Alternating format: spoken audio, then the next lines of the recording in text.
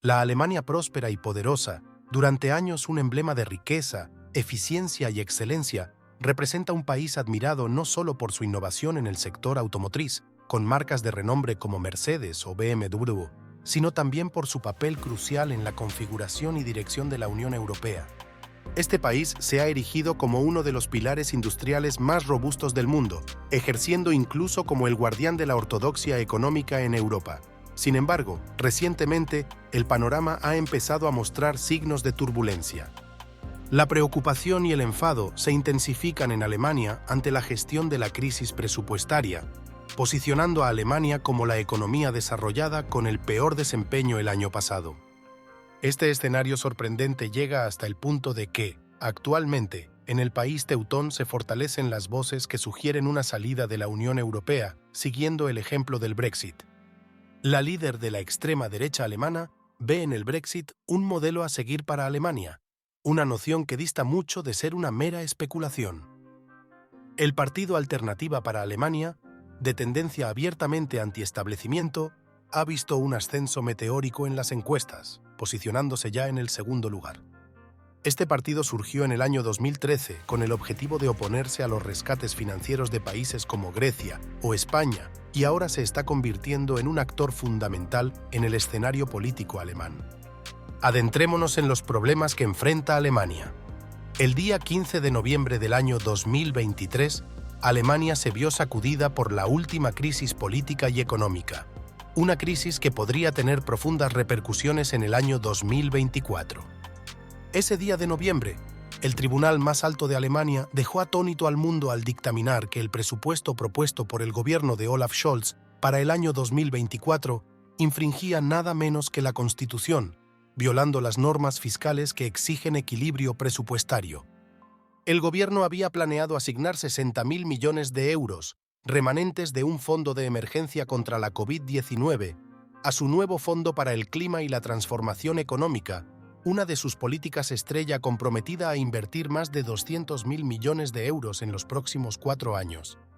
Este esfuerzo se destina principalmente a acelerar la transición energética, expandir las redes ferroviarias y subvencionar la instalación de grandes fábricas de semiconductores avanzados en Alemania. Los 60.000 millones de euros sobrantes del Fondo para la COVID eran esenciales, representando la primera asignación significativa del gobierno a esta nueva iniciativa política.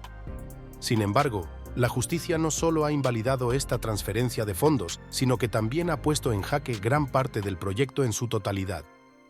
Los tribunales han sido explícitos y su decisión ha tomado por sorpresa a muchos. La sentencia aclara que si el gobierno alemán desea financiar este ambicioso plan de transformación, deberá obtener los fondos necesarios recortando otras partidas del presupuesto, incluyendo, por supuesto, la ayuda social. Pero ¿por qué los tribunales alemanes han rechazado la política estrella del gobierno, desencadenando así una crisis fiscal en uno de los países tradicionalmente más solventes de Europa, una nación cuya deuda pública sobre el PIB apenas supera el 60%, prácticamente la mitad de lo que registran países como España o Italia? Para responder a esta pregunta, es necesario remontarnos al año 2009, cuando Europa estaba sumergida en la gran crisis financiera internacional. A pesar de ello, en aquel momento, Alemania se encontraba en una posición relativamente más favorable que el resto de las economías europeas, apenas sintiendo el impacto de la crisis. Aún así, el gobierno alemán de aquel entonces tomó una decisión trascendental: impulsar un cambio en la Constitución alemana para introducir una regla de freno a la deuda pública.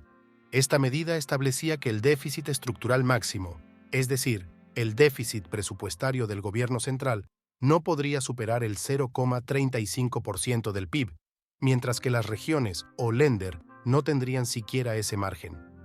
En otras palabras, se estableció en la Constitución la obligación de cerrar el déficit presupuestario, proclamando a los cuatro vientos que la economía alemana era un modelo de fortaleza y solvencia, asegurando que la salud financiera de Alemania nunca estaría en juego.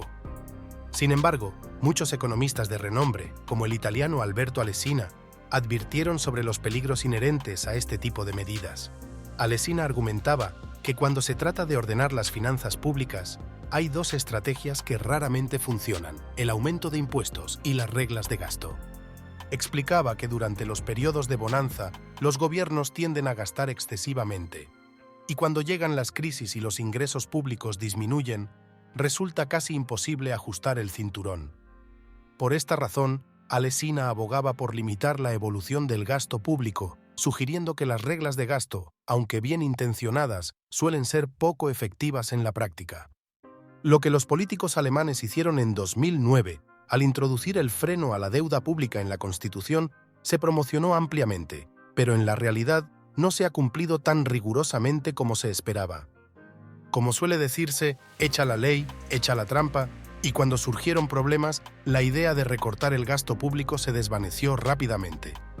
Si te gustaría ver una segunda parte explicando toda la situación que ha llevado al estado actual de la primera potencia Europa, no dudes en darle like a este vídeo, suscribirte y comentar segunda parte. Nos vemos en el siguiente.